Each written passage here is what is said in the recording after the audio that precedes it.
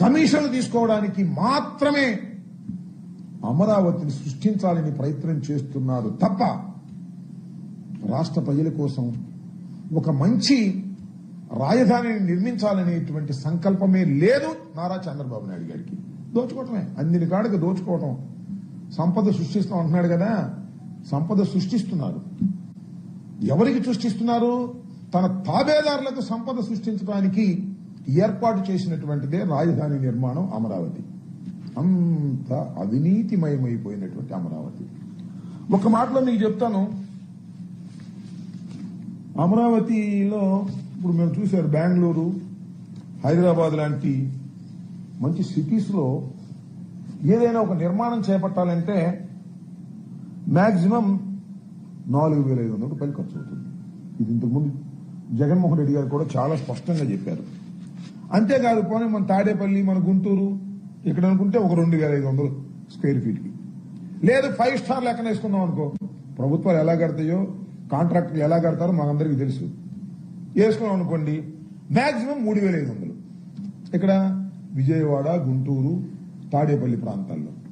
ఏందబ్బా మరి నాకు అర్థం కాలేదు. బెంగళూరులోను, హైదరాబాద్ లో కన్నా, చెన్నైలో కన్నా అమరావతిలో 14,000 నాకు తెలిసి భారతదేశంలో ఎక్కడ స్క్వేర్ ఫీట్ ఇంత పడదు. 14,000 నుంచి 16,000 రూపాయలు వెచ్చించి నిర్మాణం చేపడుతున్నారంటే ఏమనాలి దీన్ని? దోపిడీ కదా.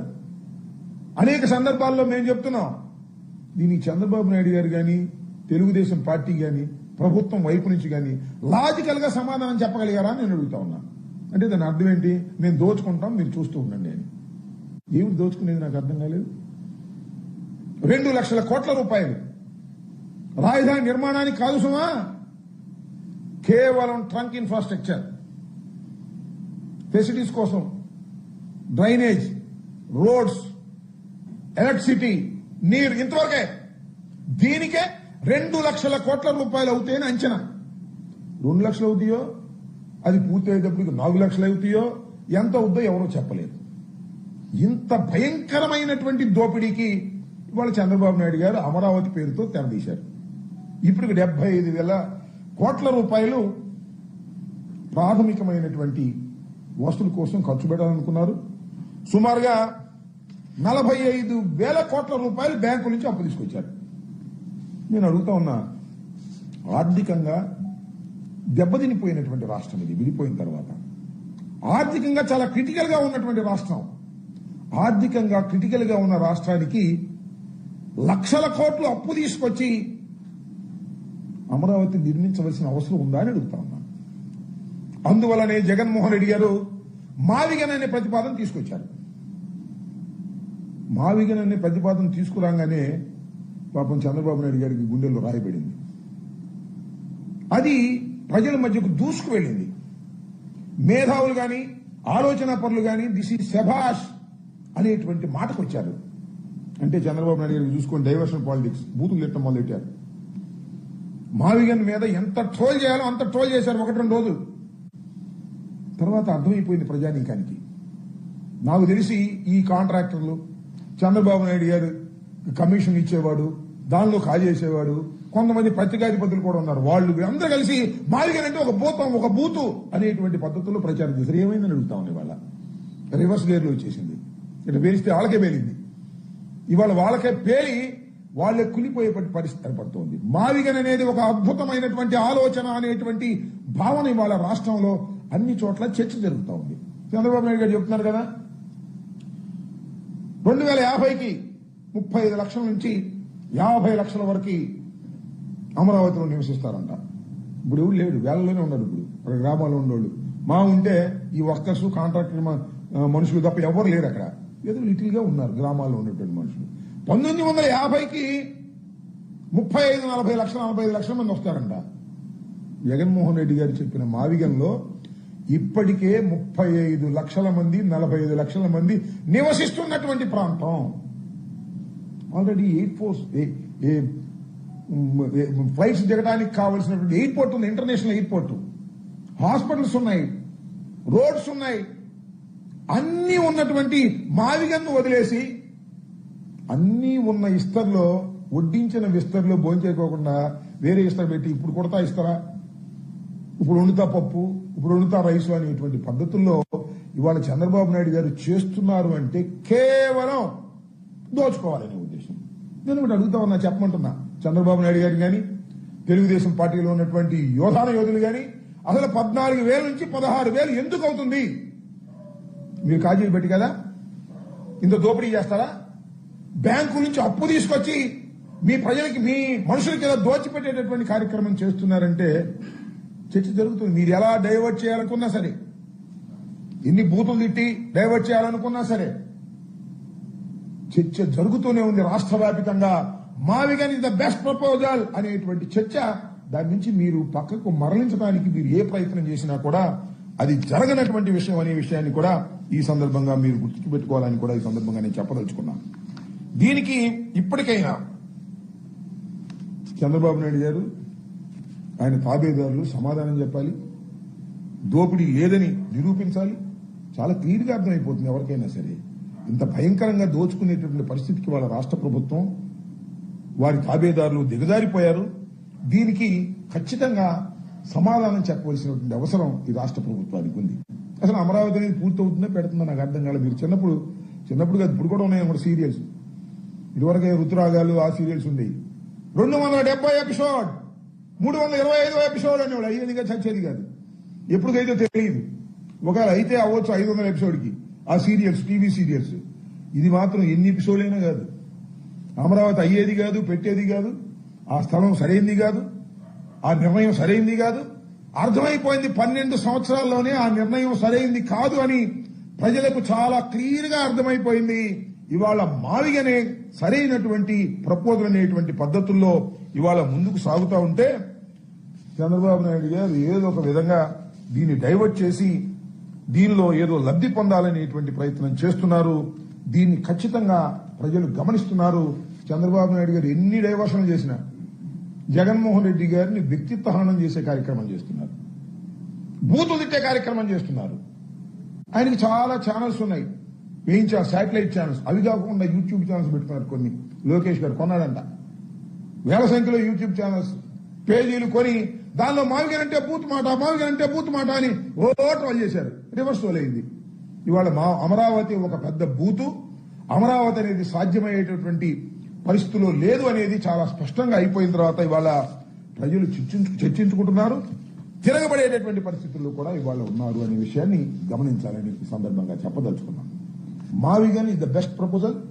మావిగన్ వైపు ప్రజలు ఆలోచన చేస్తున్నారు. అమరావతి అనేది పూర్తయ్యేది కాదు అని తెలిసిన తర్వాత చంద్రబాబు నాయుడు గారు విపరీతమైన డైవర్షన్ పాలిటిక్స్ మొదలెట్టారు. సోషల్ మీడియా యాక్టివిస్టులను అరెస్ట్ చేసే కార్యక్రమాలు, అంతేకాకుండా వైఎస్ఆర్ కాంగ్రెస్ పార్టీకి చెందినటువంటి మీడియాలో పనిచేసే వాళ్ళని, మీడియా అధిపతుల్లాగా వ్యవహరించే వారిని, అంటే మీడియా అధిపతులు కాదు, మీడియాలో పనిచేసినటువంటి వ్యక్తుల్ని కూడా అరెస్ట్ చేసేటువంటి కార్యక్రమం చేస్తున్నారు. పూడి శ్రీహరిని మొన్న అరెస్ట్ చేశారు, తీసుకువెళ్లారు, లీగల్గా దెబ్బతిన్నారు, మళ్ళా హైకోర్టుకి వెళ్లి ఏదో తతంగం చేస్తున్నారు. ఏదో ఒక విధంగా కక్ష సాధించి చర్చలో ఇదే ఉండాలి, ఇంకా మావిగన్ గురించి ఉండకూడదు అనేటువంటి తాపత్రయపడుతున్నప్పటికీ కూడా మళ్ళీ చర్చ మావిగన్ వైపు వెళ్తుంది. నేను ఈ సందర్భంగా ఇంకోటి కూడా చెప్పదలుచుకున్నా. కేవీఆర్ టీవీ చూశారుగా మొన్న ఒక జర్నలిస్టు, ఆయనకు ఒక యూట్యూబ్ ఛానల్ ఉంది, దానిలో చాలా విషయాల గురించి మాట్లాడుతూ ఉంటాడు.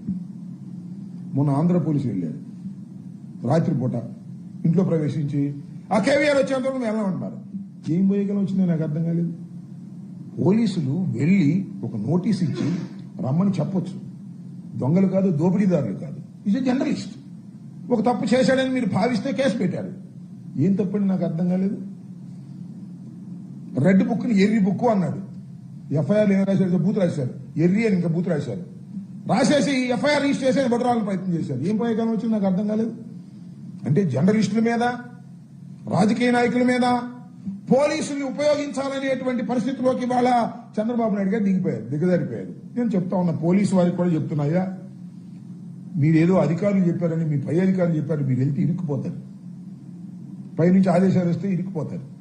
మీరు చేస్తున్నది తప్పు అనే విషయాన్ని మీరు గ్రహించండి, చట్టబద్ధంగా చేసుకోండి, తప్పులేదు. చట్టబద్ధంగా చేసుకుంటే ఎవరు కాదన్నారు. కానీ పోలీసులు అంటే ఒక గౌరవం, భయం కూడా ఉంటుంది. ఎందుకంటే చట్ట ప్రకారం వ్యవహరించేటటువంటి వ్యక్తులని మీరు చట్ట ప్రకారం వ్యవహరించట్లేదని తెలిసిందా ప్రజలు తిరగబడతారు. గుర్తుపెట్టుకోమని మనం చేస్తున్నాం. డెఫినెట్ గా ప్రజలు తిరగబడతారు. ఇవాళ ఒక పోలీసు డ్రెస్ వేసుకుని లాఠీ తీసుకెళ్తే ఏమి లేకపోయినా 10 మంది పారిపోతారు. ఎందుకు?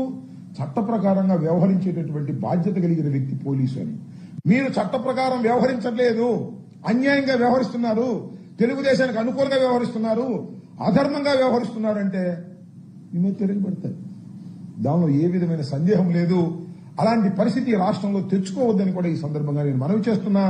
ఇది లోయర్ ఆఫీసర్లు కాదు, హయ్యర్ ఆఫీసర్స్, లోయర్ ఆఫీసర్స్ పంపించి వాళ్ళని ఇబ్బంది పెట్టేటటువంటి కార్యక్రమం, మమ్మల్ని ఇబ్బంది పెట్టే కార్యక్రమం చేస్తే చూస్తూ సహిస్తూ ఊరుకునే ప్రశ్న ఉద్భవించదని కూడా ఈ సందర్భంగా నేను చెప్పదలుచుకున్నాను. అంతేకాదు చంద్రబాబు నాయుడు గారు రాజకీయాలు ఎలా తయారయ్యాయంటే హైబ్రిడ్ పాలిటిక్స్, అనైతికమైన పాలిటిక్స్.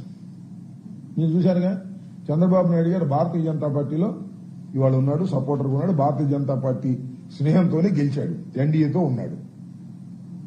ఢిల్లీ వెళ్తారండి, ఎన్డీఏతో ఉంటారు, కాంగ్రెస్ తో డిన్నర్లకు వెళ్తారు. రేవంత్ రెడ్డితో డిన్నర్లకు వెళ్తారు, రేవంత్ రెడ్డితో చట్టాపట్టాలు వేసి తిరుగుతారు, కాంగ్రెస్ లో ముఖ్యమంత్రి అయినటువంటి ఆయనతో మంత్రాలు జరుపుతారు. ఏమిటి ఊసరి రాజకీయాలు, హైబ్రిడ్ రాజకీయాలు? నాకు అర్థం కాల. ఇవాళ కొత్త ఏం కాదు చంద్రబాబు నాయుడు గారు, ఎప్పుడు ఇదే పని. ఊసర వెళ్లి రాజకీయాలు చేసేటటువంటి దుర్మార్గమైనటువంటి వ్యక్తిగా చంద్రబాబు నాయుడు గారిని మనం ఇప్పుడు గమనించాం, ఇప్పుడు గమనిస్తున్నాం అనే విషయాన్ని కూడా గుర్తుపెట్టుకోవాలి. ఇలాంటి ఊసర వెళ్లి రాజకీయాలు ప్రజలు గమనించాలని, ఇలాంటి పూర్తిగాని అమరావతి దోపిడీకి పరిమితమైపోయే అమరావతిని కూడా ప్రజలు గమనిస్తున్నారు, చర్చిస్తున్నారు. మావిగానే సరైనటువంటి ప్రతిపాదన అనేటువంటి పద్ధతుల్లో ఇవాళ చేస్తున్నారు. ఇవాళ 2 లక్షల కోట్లు పెట్టి అమరావతిలో అప్పు తీసుకొచ్చి చేస్తుంటే ఆరోగ్యశ్రీ సంకనాగిపోయింది. దానికి డబ్బులు కేటాయించట్లా, వ్యవసాయాన్ని కేటాయించట్లా, విద్య కేటాయించట్లా, అమరావతి తప్ప ఏమీ లేదు రాష్ట్రంలో అనేటువంటి పద్ధతుల్లో వ్యవహరిస్తున్నారు. ప్రభుత్వం చేయవలసినటువంటి కార్యక్రమాలకి డబ్బులు కేటాయించుకోకుండా అప్పులు తీసుకురావడం, ఖర్చు పెట్టడం, కమిషన్ తీసుకోవడం, సొంతులు మోసుకెళ్తాం అనే కార్యక్రమంలో ఇవాళ నిమగ్నమైపోయినటువంటి బాబు కొడుకులు దీనికి సమాధానం చెప్పవలసినటువంటి అవసరం ఉన్నది. ఆ సమాధానం చెప్పకపోతే మీరు ప్రజల నుంచి తిరుగుబాటు కూడా ఎదుర్కొనే పరిస్థితి ఏర్పడుతుందనే విషయాన్ని కూడా గమనించాలని ఈ సందర్భంగా చెప్పదలుచుకున్నాను.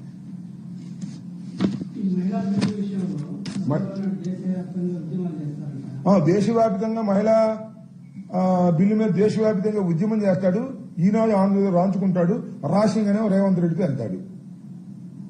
అంటే మహిళా బిల్లుకు వ్యతిరేకంగా ఓటు వేశారని చెప్పబడిన కాంగ్రెస్ వారితో చక్కగా పెళ్లేం అక్కడ చేసుకుంటాడు, సంవత్సరం ఎక్కడ చేస్తాడు. ఏం నాకు అర్థం కాదా? దీనికి సమాధానం చెప్పమనండి. మహిళా బిల్లు కోసం దేశవ్యాప్తంగా తిరుగుతాడు. ఈనాడులోను, ఆంధ్రజ్యోతిలోను, టీవీ5లోను, ఈటీవీలోను, లేకపోతే ఏబిఎల్లోను అద్భుతంగా మెయిన్ హెడ్డింగ్స్ చెప్పుకుంటారు. తమిళనాడు వెళ్ళి కూడా ప్రచారం చేస్తాడు, ఎన్డీఏకి అని చెప్తాడు. ఇక్కడేమో వెళ్ళి ఈయనతో మాట్లాడతాడు, ఎవరు? రేవంత్ రెడ్డి గారితో. రేవంత్ రెడ్డి గారు చెప్తే మన రాయలసీమ ఎత్తిపోతల పథకాన్ని కూడా ఆపేస్తాడు. ఇది నేను చెప్పిన మాట కాదు, మేము ఆరోపిస్తున్న మాట కాదు. ఖచ్చితంగా రేవంత్ రెడ్డి గారే ఆన్ రికార్డు చెప్పాడు శాసనసభలో. నేను చెప్పబట్టానండి, రాయలసీమ ఎత్తిపోతల పథకం ఆపేశాం, చంద్రబాబు నాయుడు గారితో చెప్పి ఆపించానని ఆయన మీసం నిలేశాడు. ఏం చేయాలి? దీనికి నాకు అర్థం కాల. రేవంత్ రెడ్డి చెప్తేనేమో రాష్ట్రంలో పనికొచ్చేటటువంటి ప్రాజెక్టులను, నీటి ప్రాజెక్టులను ఆపేస్తాడు. మహిళా బిల్లు కోసమేమో ఓటేస్తాడు. మహిళా బిల్లుకు వ్యతిరేకంగా ఓటేసిన వాళ్ళతో రహస్యంగా ఉంది, బహిరంగానే వెళ్ళి డిన్నర్లు చేస్తారు. ఏంది బ్లాక్ మెయిల్ పాలిటిక్స్ అని నాకు అర్థం కాల. దేశవ్యాప్తంగా తిరగడం ఎందుకు? రేవంత్ రెడ్డితో చెప్తే పోయేది కదా. దేశవ్యాప్తంగా తిరిగి మహిళా బిల్లుకి అనుకూలంగా నేను ప్రచారం చేస్తాను దెప్పలు కొడతాడు. మళ్ళీ ఏదన్నా డీల్ చెడితే మహిళా బిల్లుకు వ్యతిరేకంగా కూడా మాట్లాడతాడు. చంద్రబాబు నాయుడు గారు హైబ్రిడ్ పాలిటిక్స్, అదే విధంగా ఊసరవెల్లి పాలిటిక్స్ ఆడటం అనేది కొత్త ఏమీ కాదు. మరింతగా ముదిరిపోయి వాళ్ళు ఆడుతున్నారనే విషయాన్ని రాష్ట్ర ప్రజానీకం, దేశ ప్రజానీకం తెలుసుకోవాల్సిన అవసరం ఉందని ఈ సందర్భంగా చెప్పదలుచుకున్నాను. ఇంకా